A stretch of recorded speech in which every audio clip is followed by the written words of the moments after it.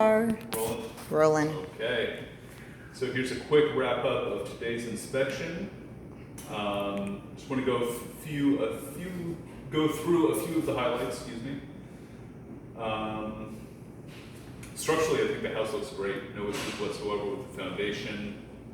It can stand to be retrofitted for seismic safety, but that's optional and honestly not that hard to do in this instance.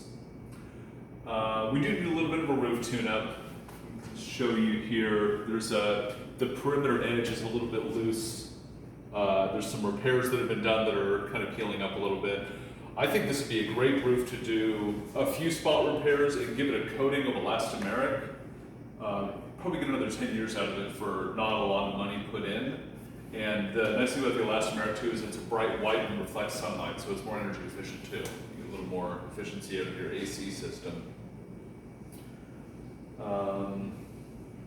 Main panel updated to 200 amps.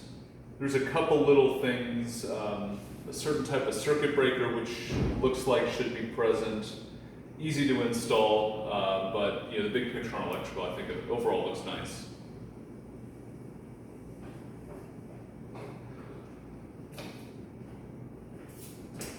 I think one of the bigger things I saw is some things relating to the deck and lower balcony here.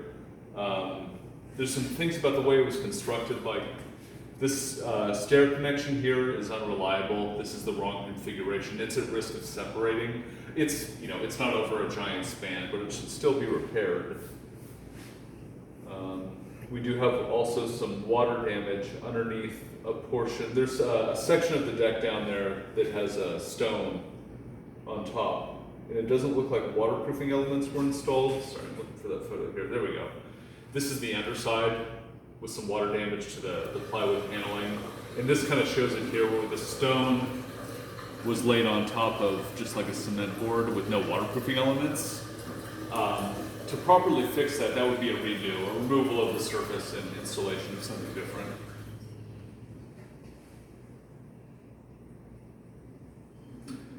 There's also a couple issues the way the deck is connected to the house. This point right here, there's no flashing used, and it's also been attached over stucco, which it shouldn't be. And as a result, this shows it best right here. It's seen from the crawl space. Those connection points are allowing water into the subframing, the wall framing of the house. This is the floor of the downstairs up here. I think we're lucky that we don't have major damage yet, but it does need to get handled sooner rather than later to make sure that something more serious doesn't occur.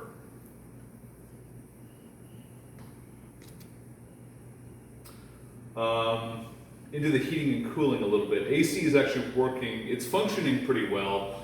One thing about this, it's the AC portion of the unit was built in 1995 and it uses a type of refrigerant that's been outdated. They no longer manufacture or import.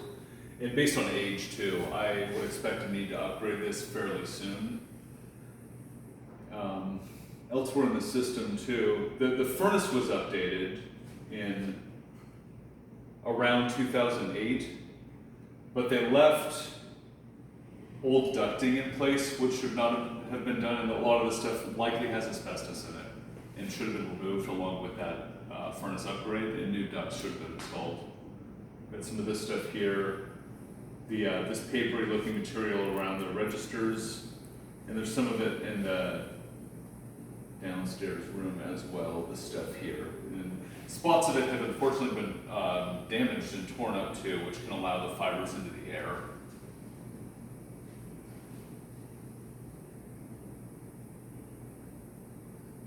We are due for a water heater also.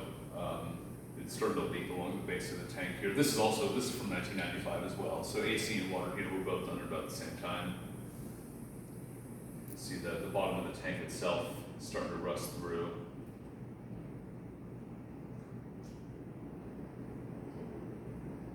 I'm getting all the bad out of the way first. Let's see. That's kind of the big stuff, honestly. There's some other little plumbing related things, some little shut-off valves, minor fixes.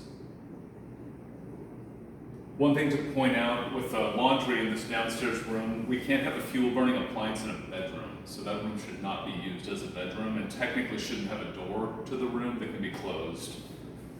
It would be good to relocate it, but if it is to be kept there, don't sleep there.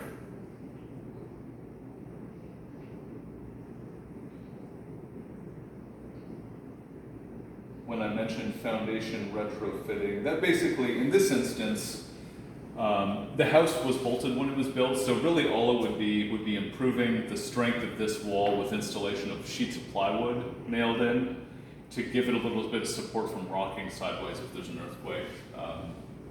Not mandatory, it does have angular bracing on it. I'll have a link in my report that actually might pay for that if somebody's interested in doing that.